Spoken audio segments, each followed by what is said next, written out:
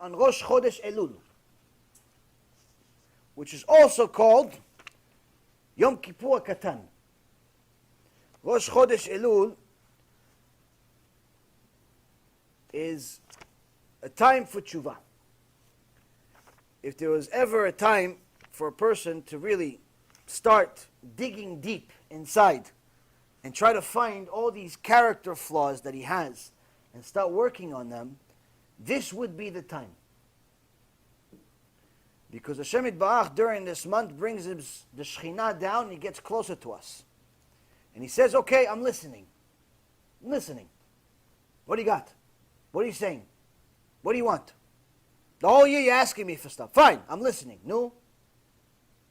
What are you doing for me? Okay, Parnassah I gave you last year. Rosh Hashanah I decided you're going to get 100,000, you got 100,000. Wife, I gave you. Last year you got married. Kids, you had a kid 6 months ago. No? What are you doing for me? What about now? When are you going to start learning Torah? When are you going to start doing mitzvot like you're supposed to and not stop making pretend like you're doing it? You know, like the guy that's only a tzaddik inside the Knesset. Inside the Knesset, he puts the kippah on. Outside, he looks like everybody else. No. When are you going to look like a proud Jew all the time?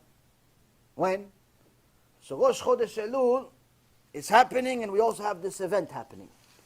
And anyone that hasn't been sleeping under a rock also knows that the war already started, but it's about to get bigger.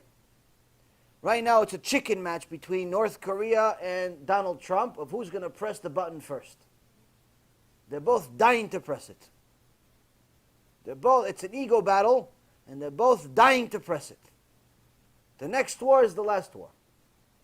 It's not a matter of prophecy or anything even remotely close to prophecy, it's just common sense. Just common sense. The next war is the last one. So now Hashem Yitbarach is giving you many, many signs, many, many different things to explain to you that it's time for us to do tshuva. You have this major event, you have Rosh Chodesh Elul, you have Parashat Shavua and what he's telling you just in the first verse of the parasha.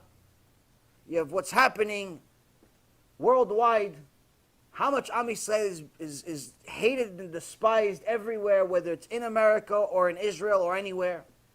It's happening. So now, this public service announcement is either going to wake you up or it's going to confirm that you're dead. Whichever one. It's up to you. The Mishnah in Avot is going to give us a little bit of insight. A little bit of insight. And B'ezrat Hashem, some of the answers to your questions, if I remember them. Rabbi Elazar ben Chisma Omer, Kinin upitche nida. Rabbi Elazar Chisma says, the laws of bird offerings and the laws regarding the beginning of the menstrual period, these are the essential laws. She says, many people like to study the big things. The things that are not necessarily really big, but they look big in the eyes of people.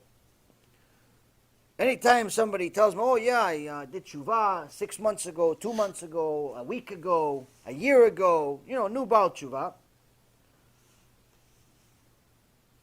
I could already tell if they did tshuva or not, or at least their version of tshuva, simply by looking at them.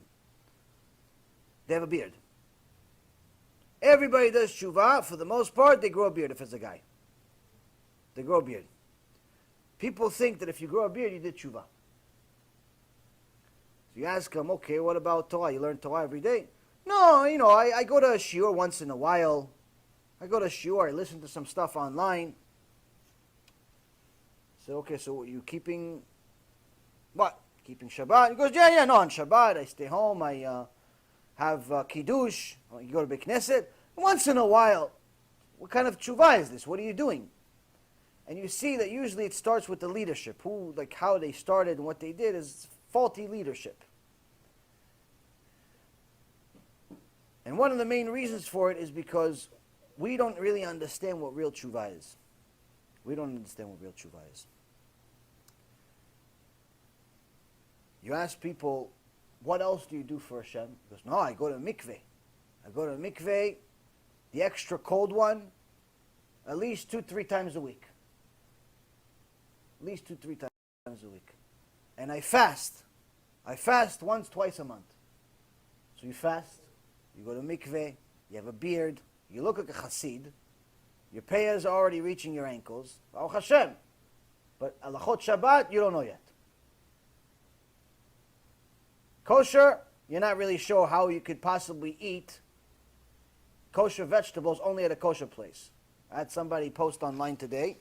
He says, doesn't it mean if there's no such thing as meat in a certain restaurant, that means that by default it's kosher, right? He says, listen, there's no meat. It's a vegan place. It's a vegan place. If it's a vegan place, there's no meat. That means, by default, it's kosher, right? It only means you haven't learned kosher laws. Because the vegetables also have to be kosher. Not that they grow them in a specific farm. This is a kosher farm, this is a tameh farm. No. It's that you have to wash the vegetables to make sure that when you're eating the lettuce, you're not eating worms with it. Because every time you eat worms, it's 6 different sins. Meaning, it's a bigger sin than eating pig. So if you don't wash your vegetables, 100% you're violating the law. Now, everybody thinks, no, but I bought the salad at Starbucks, or I bought it at this one, or some fancy restaurant. So of course they clean it. Absolutely not. Absolutely not. They do not clean it the way Jews clean it. Why? Because they don't have to.